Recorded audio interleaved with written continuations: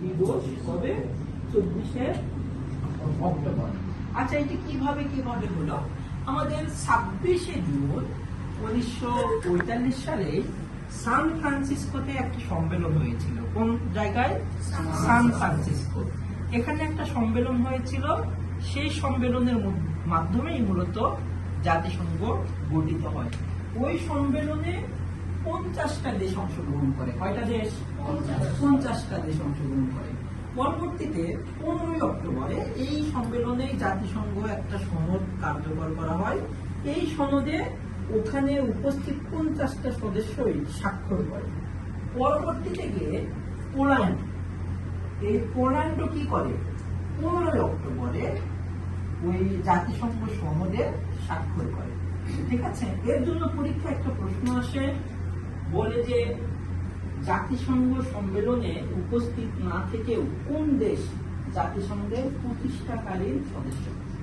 কোন দেশ জাতিসংঘের প্রতিষ্ঠাকালীন সদস্য হবে? তাহলে পোল্যান্ড। মনে থাকবে?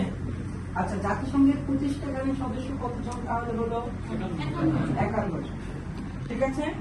আচ্ছা, এরপরে যে প্রশ্নটা আসে সেই প্রশ্নটা কি?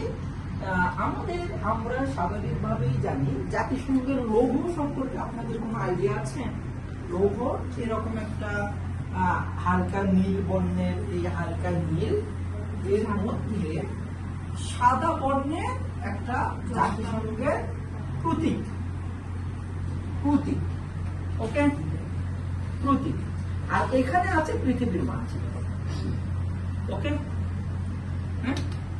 আচ্ছা, জাতিসংঘের মোটো কি? প্রত্যেকটা সংগঠন গঠিত হওয়ার আগে একটা মোটো অথবা একটা উদ্দেশ্য থাকে, তাই না? জাতিসংঘ কি উদ্দেশ্যে গঠিত হয়েছিল? মূলত জাতিসংঘ গঠিত হয়েছিল, অথবা এটা মোটো কি? মোটো হচ্ছে হলো বিশ্ব শান্তি প্রতিষ্ঠা। এটা মোটো কি? হ্যাঁ। আচ্ছা, এইটা বিশ্ব শান্তি প্রতিষ্ঠার উদ্দেশ্যেই মূলত এটা গঠিত হয়েছিল। কিন্তু এটার একটা মোটো আছে, সেই মোটোটা হচ্ছে it's your world. It's your world এর অর্থ কি? এই পৃথিবী আপনার। বাংলাটাও লিখে দেই, এই পৃথিবী। আচ্ছা, মুখের কথাটা একটু শুনে। এই পৃথিবী আপনার, এই পৃথিবী আপনার।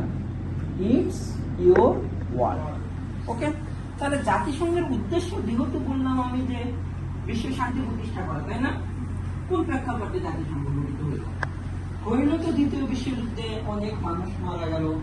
তো যেই বিশ্বযুদ্ধগুলো যেন আর না হয়, আর যেন মানুষের প্রাণহানি না ঘটে, এই জন্যই তো জাতিসংঘ হলো। তো যেহেতু এর উদ্দেশ্য বিশ্ব শান্তি প্রতিষ্ঠা করা, সুতরাং পরীক্ষায় একটা প্রশ্ন আসে, বলা হয় যে জাতিসংঘের প্রতীক হচ্ছিল জলপাই গাছ। মানে বিশ্ব শান্তির প্রতীক হচ্ছিল জলপাই গাছ। বিশ্ব শান্তির প্রতীক কি? জলপাই গাছ। এই প্রশ্নটা অনেকবার এ পর্যন্ত প্রশ্ন এসেছে। হ্যাঁ, অনেকবারই এই প্রশ্নটা এসেছে। ঠিক আছে? আচ্ছা, এরপরে আমি জাতিসংঘের প্রতিষ্ঠাকালীন সদস্য কয়টা বললাম?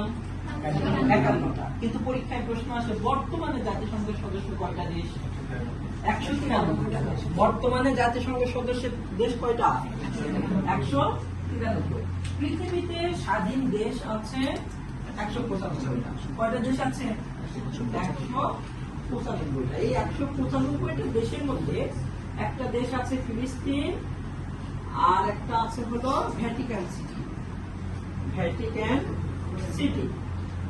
ওকে, এই দুটো দেশ জাতিসংঘের সদস্য না, বাট জাতিসংঘের পর্যবেক্ষক দেশের মর্যাদা পেয়েছে। বুঝতে পারলাম? তাহলে ভ্যাটিকান সিটি আর ফিলিস্তিন জাতিসংঘভুক্ত দেশ নয়। বুঝতে পেরেছেন? আচ্ছা, এখন পরীক্ষায় আরো একটা প্রশ্ন আসে, সেটা বলে যে জাতিসংঘের সর্বশেষ সদস্য কে? সর্বশেষ সদস্য আফগানিস্তান না দক্ষিণ সুদান? দক্ষিণ সুদান। আচ্ছা, দক্ষিণ সুদানের রাজধানীর নাম জুবা। এটাও একটু মনে রাখেন, কারণ পরীক্ষায় এই প্রশ্নটা অনেকবার এই পর্যন্ত এসেছে। ঠিক আছে?